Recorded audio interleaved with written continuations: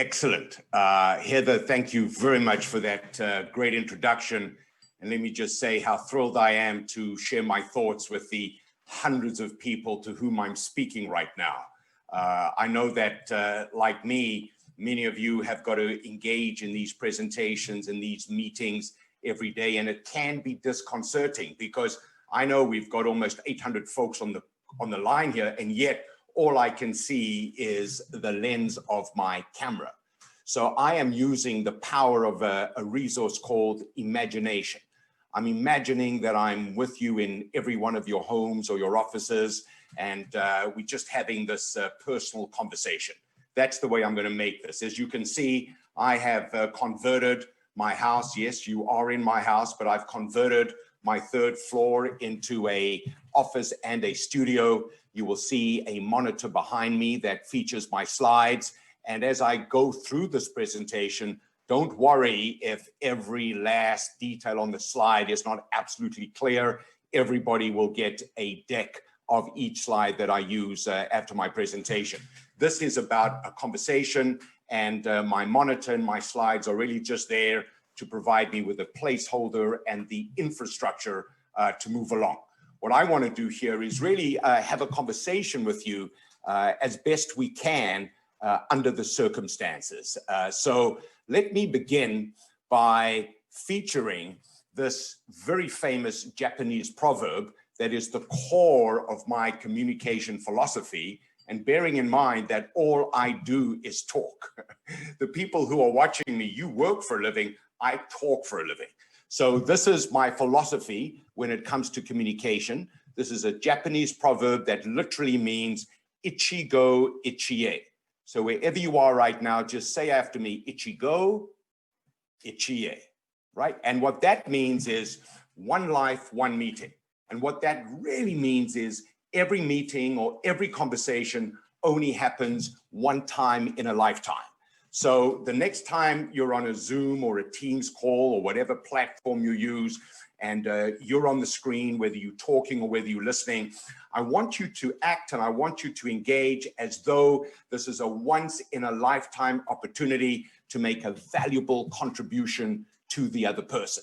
Because I don't know about you, but usually when I'm on a Teams or a Zoom call, I look at the faces staring back at me through these thumbnails, and I don't see people who are ecstatic to be there. In fact, some of them don't even turn their cameras on. And those that have their cameras on often look like they're distracted, often look like they want to be anywhere but where they are. And so just know this, that the way we listen to others becomes their opinion of themselves. Let me repeat that. The way we listen to others becomes their opinion of themselves. So if you listen like you are fascinated and you're interested and you where you actually want to be, then the other person feels fascinating and interesting. And just like in a face-to-face meeting, once you're on the screen, once you're in the meeting, be in the meeting. And if the other person has their camera on, as a rule, put your camera on.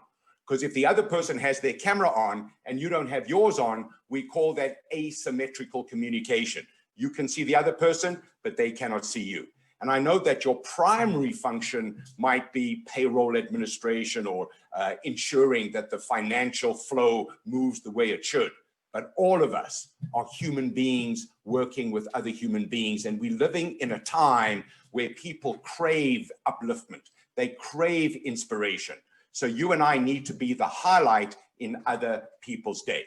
So I hope that what you can already tell from my first couple minutes is that I'm going to get right into the details here. I'm going to talk about some great concepts, but then I'm also going to share with you how you can literally begin executing my message immediately after this call. So look, the title of my talk today is Lead the Recovery. I think we are into the recovery, although we are seeing what's known as a K-shaped recovery. There are certain industries, certain organizations that are doing exceptionally well. And then obviously there's certain industries and organizations that are struggling. And so we're seeing a bifurcation of how well organizations, industries, and people are doing. So whatever your company is going through, whatever your industry is going to go through, you want to lead the upturn, you want to lead the recovery.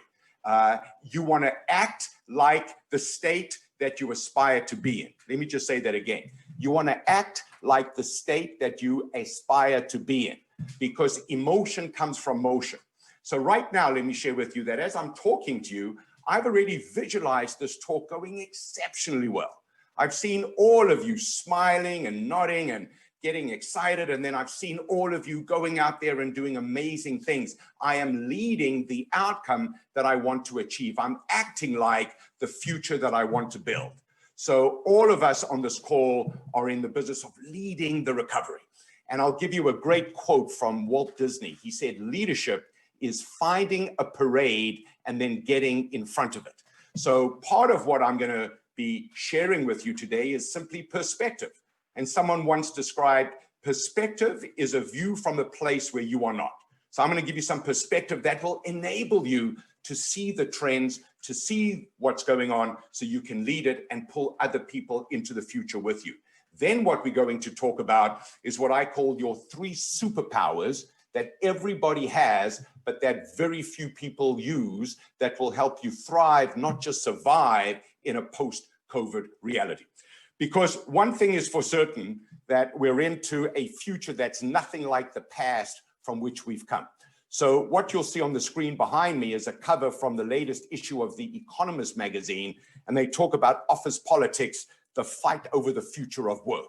And what astounds me is how intense this debate is between work from work or work from home. The truth is that it's going to be a hybrid reality where we're going to work from anywhere. But let me give you a sense of just how big the shift has been. Prior to March 2020, less than 3% of North Americans work from home. Now it's well north of 60%. And in certain cases, it's almost 100%. So we need to be adaptive. We need to pivot in line with the realities, but fundamentally, it's about course correcting as we go along and helping people thrive no matter what their environment is. Now let's go from where we work to really what we're all about on this call. And this is the latest issue of Newsweek magazine. And the title of the heading is Reversal of Fortune. And I'll read you the subhead. It says here, how post-pandemic stress disorder is changing the way we manage and think about money. And I want to read you just one passage from this article because it really puts everything we're going to be exploring into context. Here's what they say. When you live through a financial trauma, you actually get rewired, and that experience is triggered even after it's no longer applicable. If you live through a deep recession or a stock market drop, you act for several decades like you think it will happen again at any moment. So, people are saving, spending, and investing money in a very different kind of mindset versus before.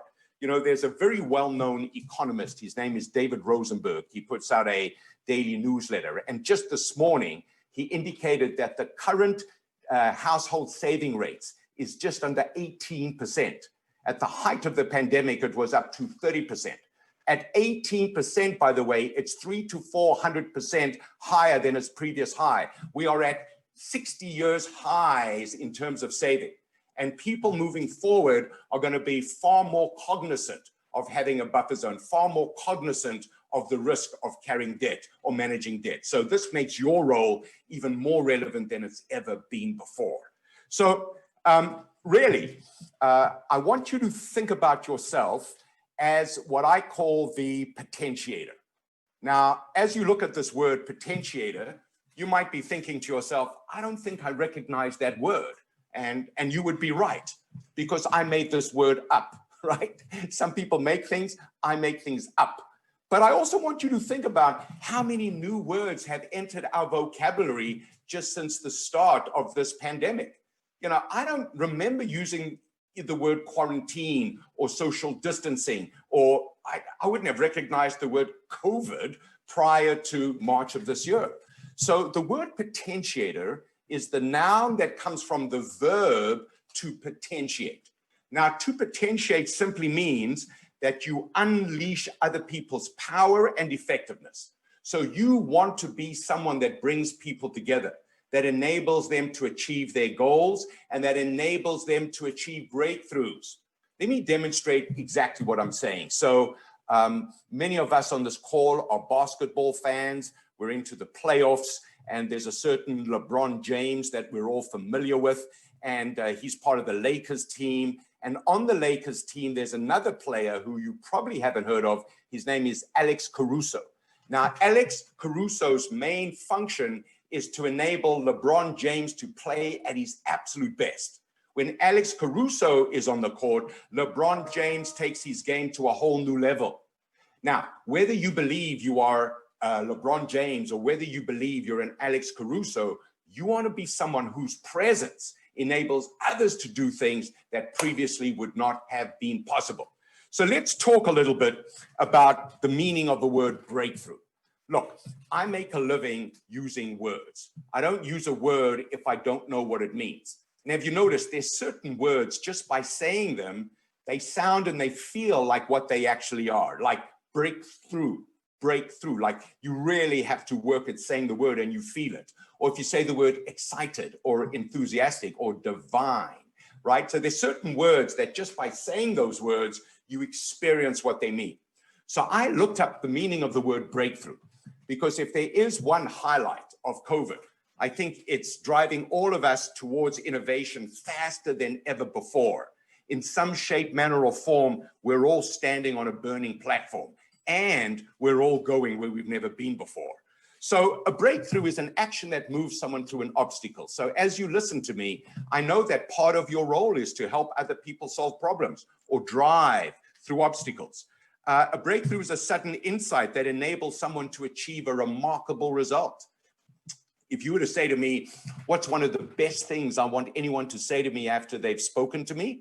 I want them to say, I never thought of it that way before, or now I see what we need to do. That's the level of conversation we all want to have with other people, irrespective of your function. But there's a very important definition of the word breakthrough, which is a personal victory over doubt that liberates someone from their fear. And I just want to say to all of you on this call that we all brought our own preconditions into COVID. Maybe they were physical, maybe they were emotional, maybe they were psychological, maybe they were financial, maybe they were even social, but COVID is the great multiplier. So if you were conservative before COVID, now you're more conservative. If you were anxious, now you're more anxious. If you were bold, now you're more bold. If you were caring, now you are more caring. So one of the greatest things we want to help people get through is their internal fear that holds them back. That's the power of conversation. That's the power of listening. A breakthrough is also a decisive discovery that causes extraordinary success. So a great new innovation in any shape, manner, or form will help people get to success. And then finally, a breakthrough is whatever people need most in that moment. So listen, right now, this is a monologue, and I don't have the benefit yet of being able to hear you or ask you questions or engage with you. But if this were a conversation, before I even get into my rhythm, I want to hear from you, what is it that you want most to achieve? So in the spirit of simulating a dialogue, I want to put a question to you. What is your breakthrough? So wherever you are right now, just want you to pause, and I want you to think about the following three things. What result do you want to achieve by the 31st of December, 2021? So it's 15 months away. What is it that you want to achieve? One result by the end of next year that will make the next 15 months a fantastic time for you. I want you to think about that question, because if you think about that goal, and then you think about how that's going to help you make the next 15 months great, the next 15 months, despite what's going on, could be the best time of your life. And by the way, the one thing we know is that's the way it's going to be. So either the current circumstances cause us to despair or be melancholy or depressed, or we say, look, this is my life, this is the way things are, and I can determine my emotions, and if I feel a certain way, I can help others feel a certain way. So I'll tell you my result over the next 15 months is I want to generate 100 engagements of this nature. And then the question is, well, why?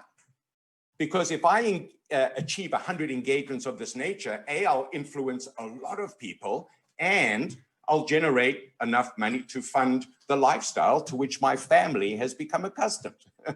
So what's your why? If you have a why, then you will be motivated to achieve the what, but you need the what that focuses you. I had a mentor who said to me, focus on the prize and the prize will pull you towards it. And then finally, what muscle must you build in order to achieve your breakthrough?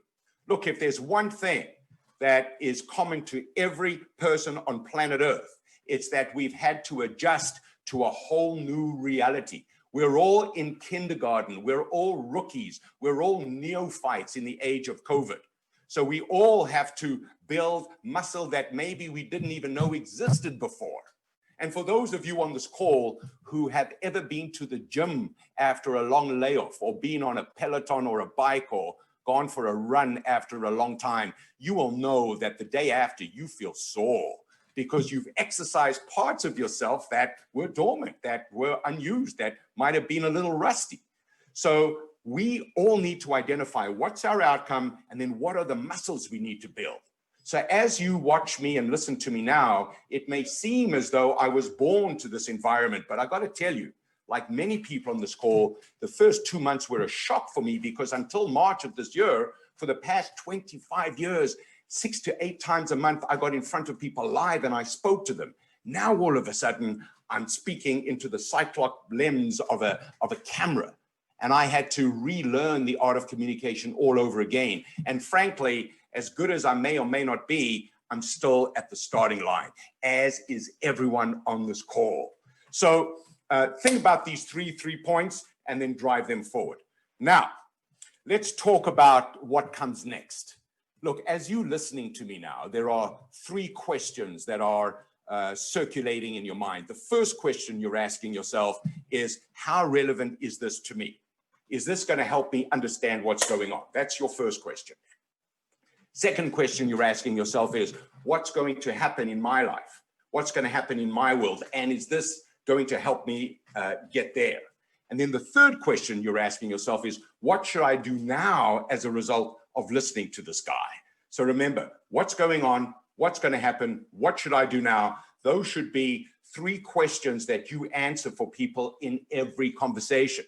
Because sometimes they're asking themselves those questions, but they're not even aware of it. So here's the truth. I'm often wrong, but I am never in doubt. What do I mean? Well, I'm just as fallible as you. Yes, I'm aligned with a large research company called the Environics Research Group, but I am learning the data just as you learning the data. And if you're determined enough, you and I know the data have been democratized. So it's not access to the data that is decisive. It's how you project it, how you work with it, whether you're even thinking about it. So there are certain things nobody knows will happen. They're going to come as a surprise. They're going to bring us to our knees. And then there are other things that we can anticipate. And that's what I want to walk you through now. There are certain things that we need to get ready for. I'm going to walk you through these 10 things. Some of them you are familiar with, but I want to just give you a little thought here. As I walk you through these trends, you might say, that's obvious. But I want to share with you, anything is obvious once it's been thought of. So it's not just that it's obvious. The thought is it front and center, and are you acting accordingly? So the first thing that I will tell you is that the dominant emotions will be fear, uncertainty, and doubt. We're all confronting higher levels of anxiety and fear and doubt than ever before. So what does that mean for you? Well, you and I need to be the antidote to other people's fear. When we are with them, they should feel safer or more secure or stronger or smarter or more empowered. Number 2, contact avoidance, social distancing, 6 feet apart, working from home. Our access to other human beings now is severely limited. This is the dominant form of communication. So in the absence of actual contact, we need to find other ways to communicate our caring, our commitment, our warmth, and our humanity. Number 3, virtual communication. We all have to learn how to be, if not great at this, because this is hard, at least above average. And there's certain fundamentals that I will walk you through as it relates to virtual communication that you need to keep a checklist of and observe when you're engaging with others, whatever your platform. Number 4, the world is going through a global contraction. If it wasn't for government largesse, we would be going through a severe depression. We have contracted on an annualized basis in certain parts of the economy, 40 to 50%. Unemployment has gone from historic lows to historic highs. And certainly the foreseeable future is going to be one of no growth or low growth. But what does that mean for all of us? It means that you want to assume a growth mindset in a world where people are being forced almost into a contraction mindset. You want to represent possibility and opportunity, not problems and threats. Number 5, trust in tribes. I love this trend because this simply means that people will turn to people who've come through for them in the past. They want to turn to people who they can trust to deliver the results, who they can trust to come through for them in the crunch moments. So the great author Jim Collins said, not all times in life are created equal. And so what we do in this time of COVID is going to have a disproportionate impact on other people's perception of us into the foreseeable future. So be the best you can be in every meeting, in every transaction, deliver your brand of excellence. Because I want to say something to you that in every meeting, now what I'm about to say is crucial. In every meeting, we train people how to expect us to be in the next meeting. In every meeting, we train people how to expect us to be in the next meeting. So there are many people on this call who may have seen me before. You were excited about hearing me again because I've trained you to expect me to be like this. You want to train people to expect you to be outstanding in meetings. And I'll talk about the style issue in a moment. Number 6, breakneck breakthroughs. Innovation has been massively accelerated. We're all standing on a burning platform. Innovations that would normally take 6 to 10 years have been achieved in the last 6 months, and that level of innovation is likely to continue. And just so you know, even if you're not in the pharmaceutical industry, we're all hunting for our own vaccine that can help insulate or vaccinate others against whatever's coming at them. Number 7, the great give back. We're living in a time where the values that you stand for are as important as the value that you offer. So philanthropy is mandatory, whether it's at a corporate level or whether it's at a personal level. You want to become known as someone who is giving back. You want to become known as someone who's making a difference. And I also know that if you're on this call, you are engaged in your community. It's not only expected, but it is also appreciated.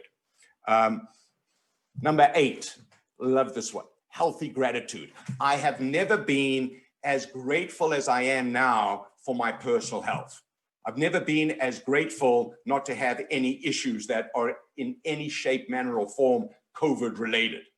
But at the same time, I've never been more appreciative and I've never been more cognizant of the role that everyday frontline people are playing to enable me to do what I'm doing now. And so I want to take every opportunity just to acknowledge them and appreciate them and let them know that they are superheroes in our eyes. So if you take nothing else from my call so far, just give people that sense of appreciation, that sense of recognition. No one ever gets enough appreciation. Number 9 is authentic humanity. And this is where you know at some point part of yourself is going to be revealed that you otherwise may not normally reveal.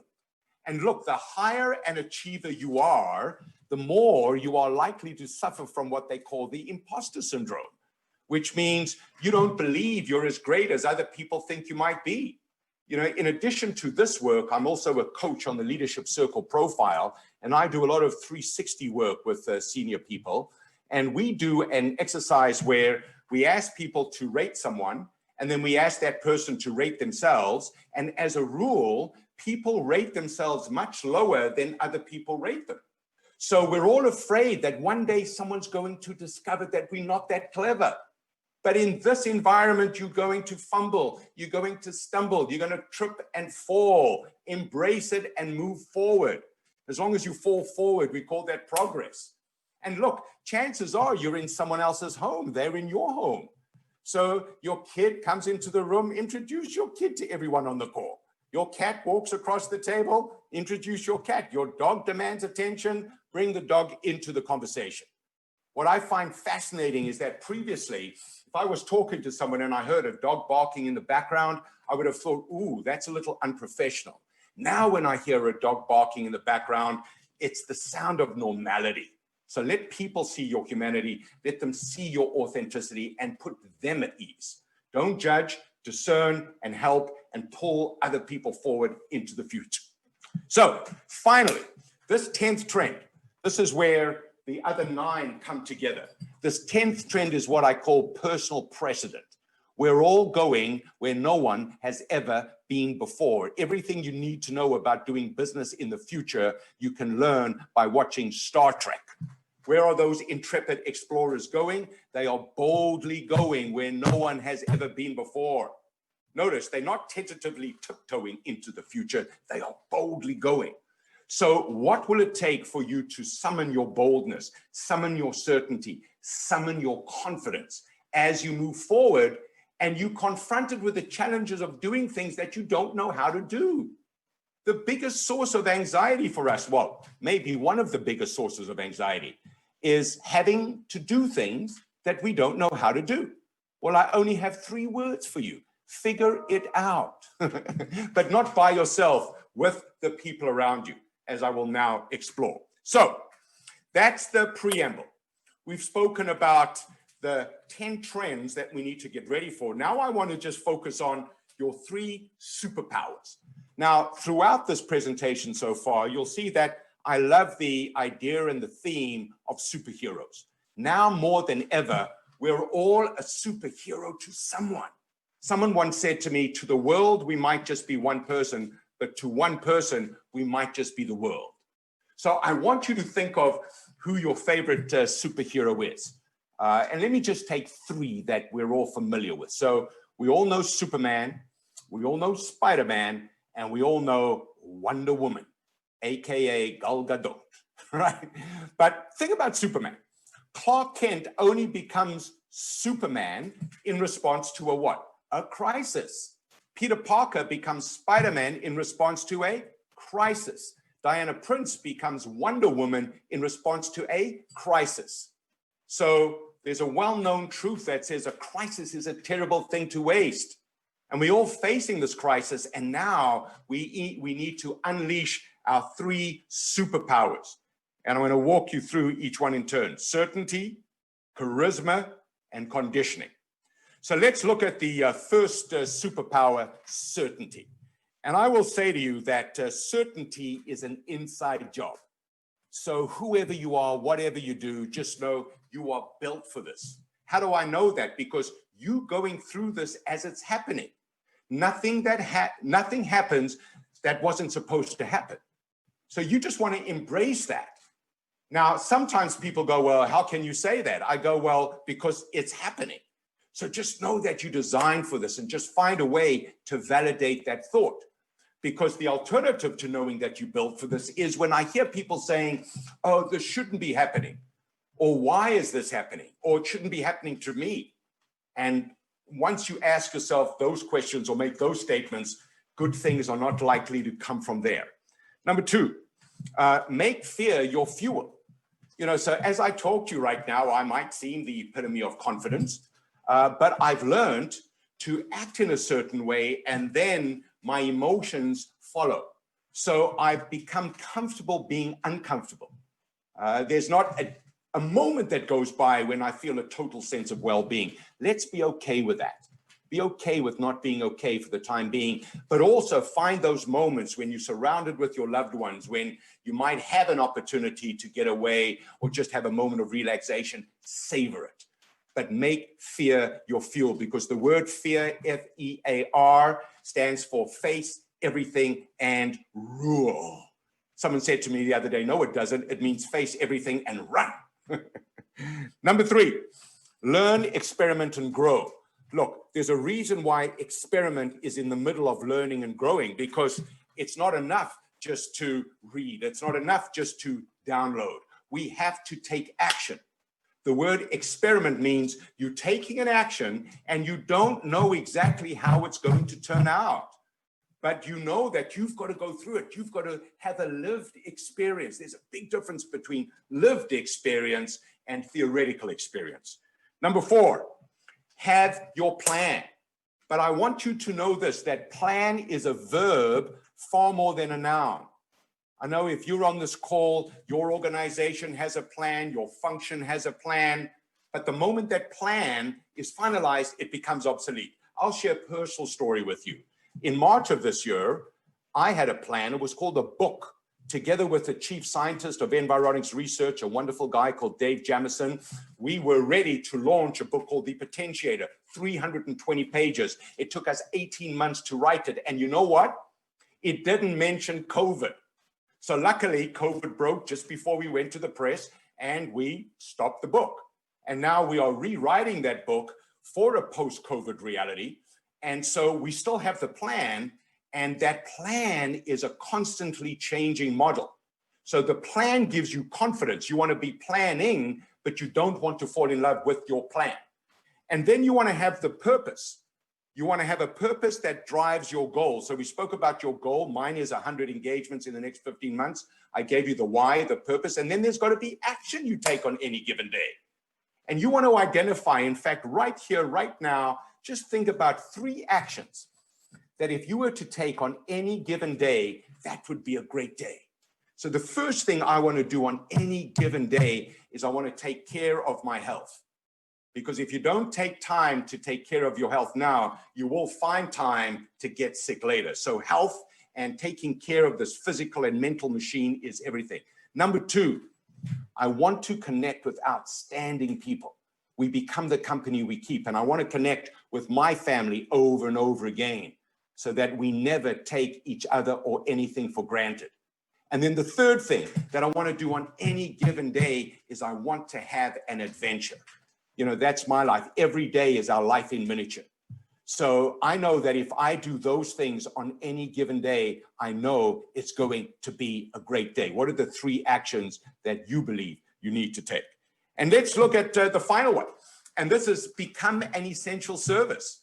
So, you know, one of the things that led to this acute shock that we've all just been through is that 80% of the economy was branded as a non-essential service. So imagine if you're a retailer, and there might be many people from the retailing industry on this call, and your one neighbor was Walmart and your other neighbor was Target, and you caught in the middle, and they could stay open and you couldn't. It's because they were branded as essential. So what do you need to do? Who do you need to become in order to become essential to the people who are essential? Let me repeat that again. You want to become essential to the people who are essential. So I don't need to become essential to the other 38 million Canadians, but I do need to become essential to the people who are essential to me. And that's what guides my thinking on any given day. So I want to share 2 fantastic role models for me. The first is the great Serena Williams. You know, Serena is approaching 40 years old and she's still playing at the top of the game. And when you watch her play every point, she is as hungry and as aggressive as she has ever been. And she reinvented the game of tennis. Her philosophy was not just to win the game, but it was to change the game. And no matter who you are, the game is being changed. It's being changed by this incredible apocalypse that we're all living through. And then let me give you another role model of mine, the great Nelson Mandela. Now, I had the great privilege of meeting Nelson Mandela 18 years ago. This photograph was taken in 2002. I was doing some work with his foundation and my payment was 15 minutes with him. And I asked him a simple question. I said, Mr. Mandela, what was it like suffering for all those years in prison? Because as you know, he was incarcerated for 27 years because he believed in the ideals of democracy that we take for granted. And Mandela looked at me and he said, Michael, I did not suffer. He said, I prepared to live my life every day. So when I was released, I would transform my nation into the kind of nation I dreamt of it becoming. And I've never forgotten that. I prepared to live my life every day. So when I was released, I would transform my nation into the kind of nation I dreamt of it becoming. And compared to Nelson Mandela, how's your life looking? Now, you might be thinking, and I know many of you have already figured this out, what does WWMD mean? Well, it means, what would Mandela do? So when you're at your best, you are unleashing your inner Nelson Mandela. When you're at your worst, well, you just at your worst, okay? So here's my question. As you sit or stand or just enjoy this conversation, what is your source of certainty? Where are you drawing your certainty from? Because remember, it is an inside job, and I'll share with you where I'm drawing my certainty from. This is what I call my ecosystem board. These are the people, the services, the resources that are crucial to supporting me. And whenever I feel alone, whenever I feel overwhelmed, which I can tell you is often because COVID is bringing all of us to our knees, I look at my ecosystem board. This is my screensaver. So, I'm aligned with the company that brings Tony Robbins to Canada. So when he comes, I usually get a gig and reach thousands of people. Brian Blosser is my accountant, very important man to me. Lowell Brown designs my websites. Carla Compson is a key networker for me. Heather designs my slides. This is my wife and my two beautiful daughters. This is my account executive at TD. I've got LinkedIn, I've got Amazon, I've got Google, I've got YouTube, I've got Apple providing me with all the infrastructure I need to be out there and make a living. I've got Jesse Finkelstein, who's my publisher. In the top right there is Michael Adams, my business partner. I love being an immigrant to Canada, great place from which to launch a business. And then these are my three millennial advisors who also help me create videos and teach me how to speak millennial. Right? So I just put all of this in front of you because this is my ecosystem. These are the people and the things that I go to support me. And one of the biggest compliments anybody can pay you is to include you as part of their ecosystem. So just something for you to think about. Okay. So that's superpower number one, certainty. Let's look at superpower number two, charisma. Now, just say the word charisma. Just saying the word makes you feel great. Now, charisma could mean that you are like a Meryl Streep or a Brad Pitt or whoever your Hollywood star of choice is. But you know that charisma is really just the Greek word for gift. It's literally, if you go to the Greek alphabet and you look at charisma, in the Greek alphabet, it says gift. So when you are truly manifesting your gift, you are radiating charisma, you're radiating appeal, you're attracting the best to you. So for example, if I go back to my ecosystem board, Brian Blosser is my accountant. He's the one that controls the payroll in my organization. Now, if you were just to meet Brian, he would just be a competent professional. But when you're with him, when you listen to him, when you witness and experience his mastery of his domain, he becomes very charismatic. And that's why Brian does exceptionally well. And the best professionals are attracted to him because he has charisma. So whoever you are, whether you are soft-spoken or whether you're loud like I am, that doesn't matter. What really matters is how are you leveraging your gift to bring the benefit to others. So let's look at 5 elements that'll help you really ramp up your charisma. The first is, no matter who you are, you're playing a role in other people's lives. So if you've never met me before, you don't know if I'm being authentic right now. I can tell you I am, but I'm also acting my role. I know that I have the pleasure and the privilege of an hour of your lifetime. I want to give you a high return on time. And sometimes if you're feeling a little nervous, if you're feeling a little self-conscious, if you're feeling a little reticent, pretend you're playing a role, pretend you're on the stage. Did you know that many actors, including Brad Pitt, are actors because they were very shy or are very shy in their private lives. And by acting, they could express a persona that wasn't them, but it's an actor. And by the way, by the same token, if someone rejects you or if someone talks to you a certain way that might not be entirely to your liking, it's not you. They're responding to the role that they see you playing in that moment. So learn how to act your role while you are being authentic at the same time. Number two, light yourself up. So in the age of virtual communication, if nothing else, just make sure that you light and bright. You know, just being clear, just being crisp makes you even sound smarter. And then, of course, light yourself up from the inside. And I hope you can see just how delighted I am to be sharing this thought with you. Number three, make a powerful promise. Now, especially if you're Canadian, you were raised to be modest. You were raised not to toot your own horn, blow your own trumpet, thump your own chest. And I'm not telling you to brag here, but I am saying that you are as much of a brand as Nike, Apple, or Starbucks. So if you don't let other people know the incredible value you can bring, who's going to let them know? Now, I'm not saying overpromise. I am saying make a powerful promise and then stretch into it. So if I have the privilege of your hour, right up front, I shared with you what I was going to do. I was going to help you lead the recovery. I was going to help you become the potentiator. I was going to help you understand the trends. I was going to help you understand the superpowers and then fully express them. Those are big promises. And you want to make your version of that big promise and then stretch into it. Okay. Number four, listen like you mean it. So from now on, when people are talking to you, if you want to increase your charisma, listen like you are fascinated. So I can't see you now, but just look at me and listen to me like you're fascinated by what I'm saying. You see, if you are fascinated by others, they feel fascinated. And it's not that hard, because once you decide that who they are is somebody that could fascinate you, or what they're saying is a subject matter you could be fascinated by, then you just become part of that experience, become part of that action. Okay. Number five, and there's no substitute for this, practice, practice, practice. But I want to give you a different definition of the word practice. The kind of practice I'm talking about is not the dry run. It's not the dress rehearsal. It's what these surgeons are doing real time in the operating theater. So these surgeons are engaged in something that is literally life and death. But if they were doing the same operation in a week's time or a month's time or a year's time, they would be even better at it, because they're applying their lessons learned from every activity.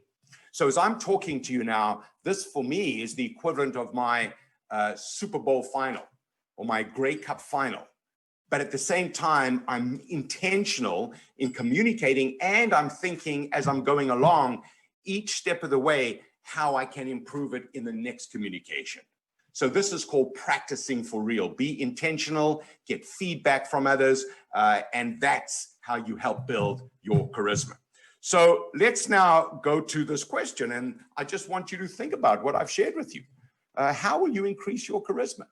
What is it that you can apply once you get this deck, once you look at those 5 points, that will enable you to enhance and intensify your appeal to the people who you want to attract to you?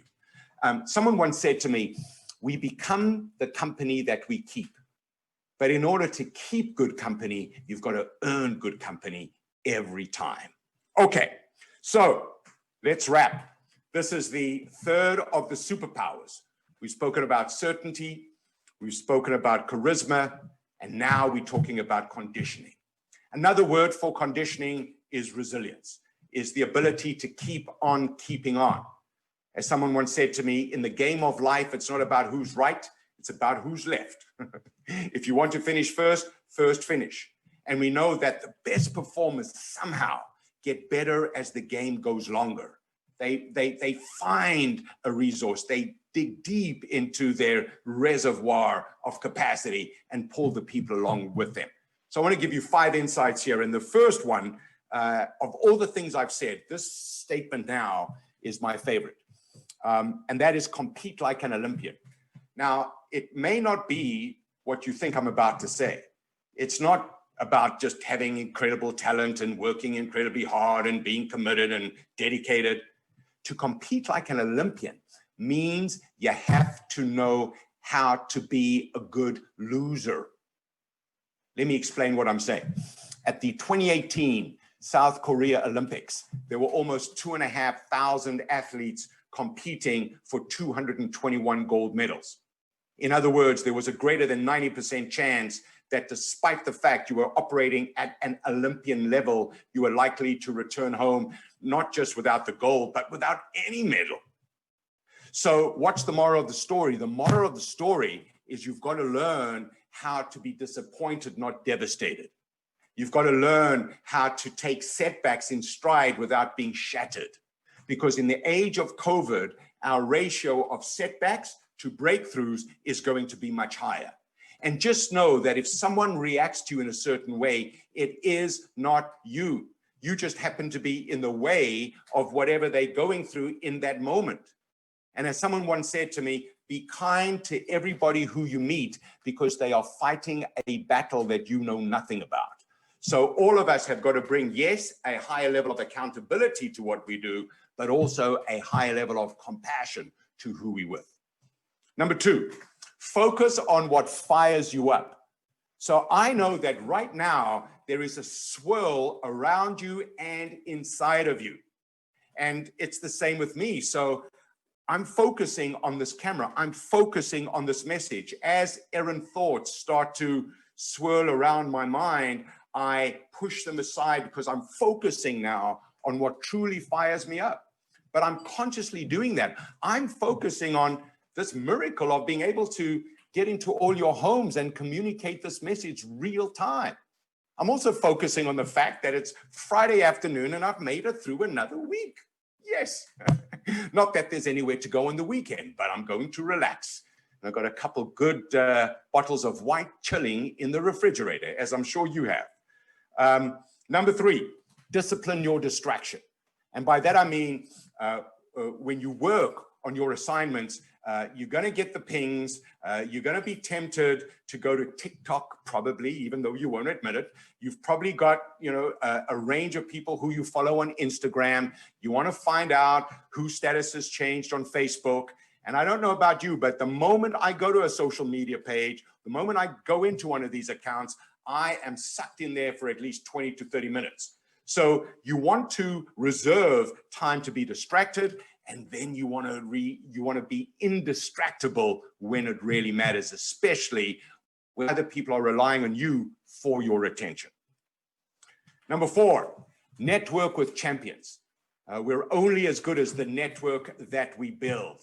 And this is even more challenging from a virtual sense, but you want to be continually reaching out to other people.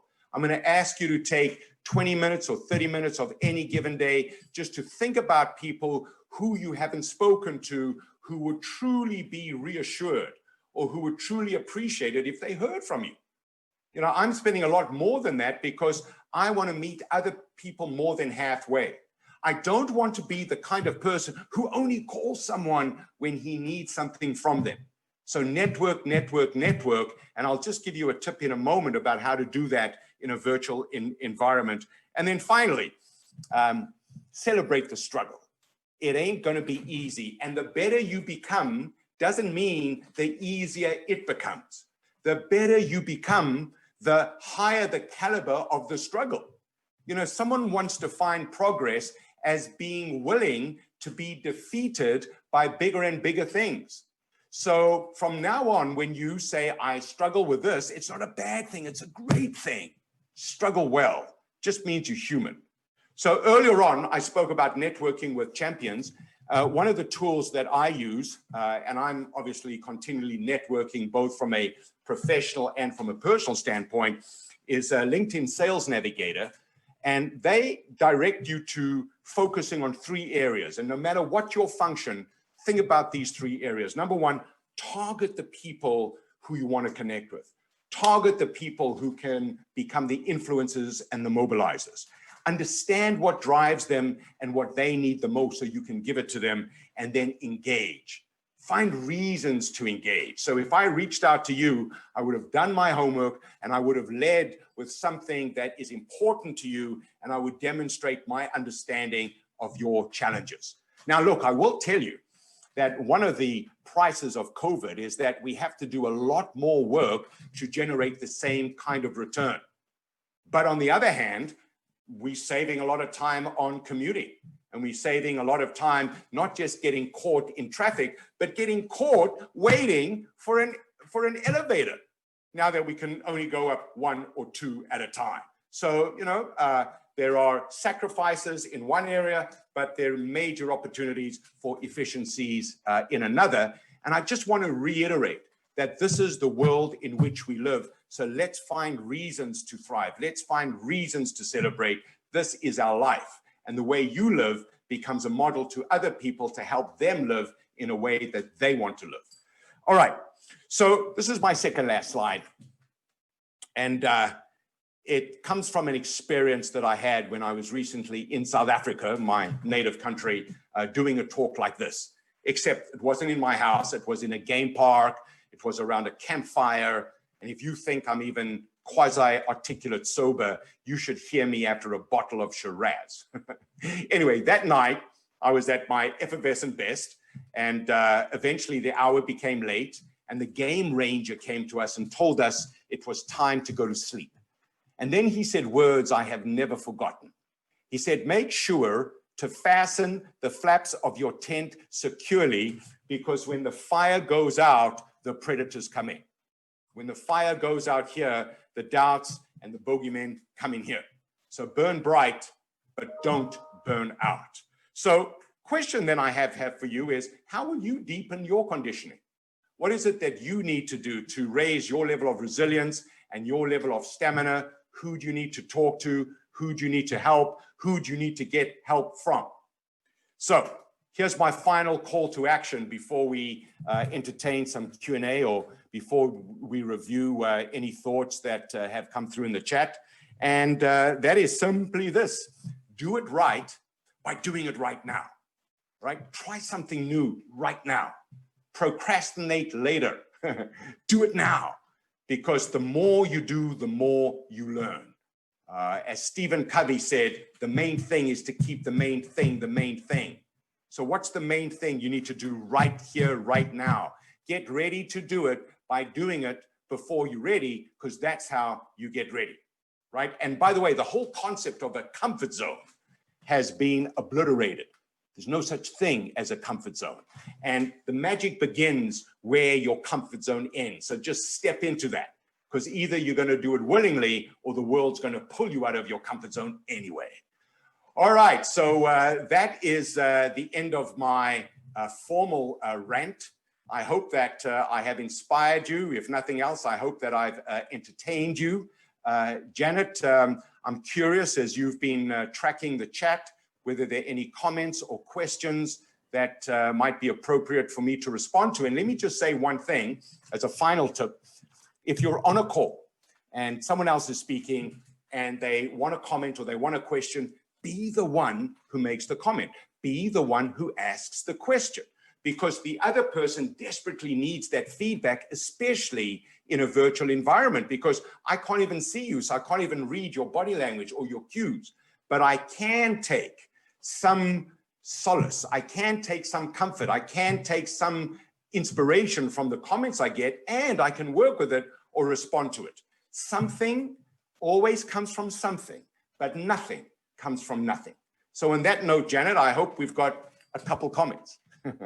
Oh, we've got quite a few comments. Such an engaging experience for everyone. When you ask the question, what do you want to achieve by the end of 2021? A lot of people, what got the highest vote is work-life balance, right? A lot of people are looking into that. I mean, especially now during COVID, I think a lot of people are working in more, it's a challenging time. They're working a lot more hours. So achieving that work-life balance, they want to strive toward better health and financial stability, right? Those are the three top ones that, a lot of people want to do by the end of 2021. What are your thoughts on that? Yeah, so I love that. And what I'd say, Janet, is when people say work-life balance or personal health or financial goals, identify a specific outcome. So what would work-life balance look like? So in my case, I tell you what work-life balance would look like: having dinner with my wife every night, as opposed to, working till 9 o'clock and then trying to work out or then getting caught in yet another call. Work-life balance would be going for a walk in the park just behind my house with my dogs at least 3 or 4 times a week. And then what would personal health look like? Well, it would be, and I'll tell you straight, it would be 82 kilograms. If I hit 82 kilograms and if I had a resting heart rate of 50, and if I felt great every morning, and if I could reach a certain output, i.e. regularly over 500 output on my Peloton Plus, well, that's called personal health.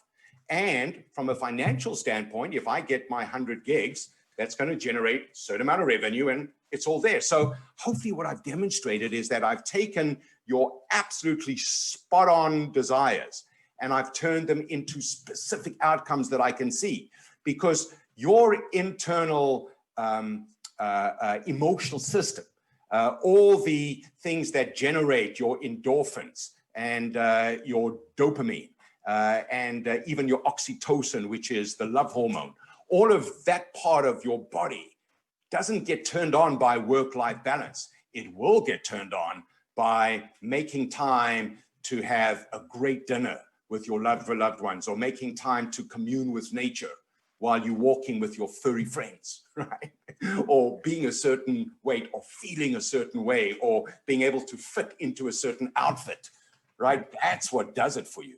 So I'm having some fun, but I wanted to give that to you. Excellent. Thank you, Janet. Great. Thank you. And you know what? You made a really great statement. The way we listen to others is how they feel about themselves.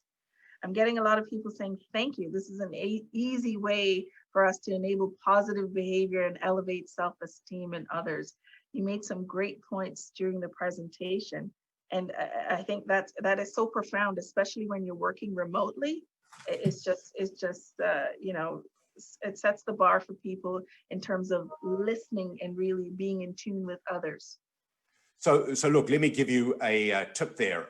This is one of those ideas that's very easy to understand, but is challenging to execute. So if you can watch me, I'm looking directly at the camera when I talk, but I'm looking at Janet when she talks. So that's number one. Number two, when I look at the camera, I just tilt my head a little bit to the side either way, or I just nod as you're speaking, or I just smile in appreciation of what you're saying. And I'm showing you that nothing is more fascinating to me than who you are and what you are saying at this moment. And so when a meeting runs long, you've got to remember that you want to be like this throughout the entire meeting.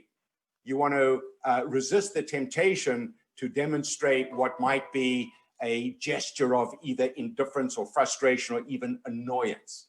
And you want to keep a little kind of smile on your face, not because you find things amusing, simply because you find them interesting and you're learning and you feel like you're being rewarded by being a part of this experience. Now, remember what I said, you've got to act your role.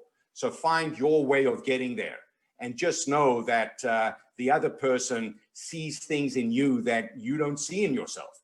So let that part of you out and have them believe that you're celebrating them and they will celebrate you. Great, thank you so much. There's a lot of people who are struggling during this time. And here's a great question. How do you celebrate with a struggle without losing focus of your goal? So good. So I'm just going to rephrase that slightly. How do you celebrate the struggle without losing focus of your goal? Well, the two are the same. So I want you to see front of hand, back of hand, goal, struggle. In fact, let me give you this. A goal you achieve without a struggle is not a goal that is truly going to stretch you. A goal that you achieve without a struggle is not a goal that is going to stretch you. In fact, anything you achieve without a struggle is something that you might not even deserve. It's called the lottery. And we all know that, many people who win the lottery go insolvent very shortly after that. So here's the thing about the struggle. And I'm going to get profound at this point, and that is to say that over 200,000 people don't have the privilege of the struggle as a result of having succumbed to COVID over the past 6 months. So someone gave me this insight, and I know I'm getting a little deep now, but I'm saying this, that be not resentful of the struggle. It is a privilege denied to many. And of course, one of the ingredients of a struggle is the pressure we're all under. And someone said to me one day that pressure is a privilege.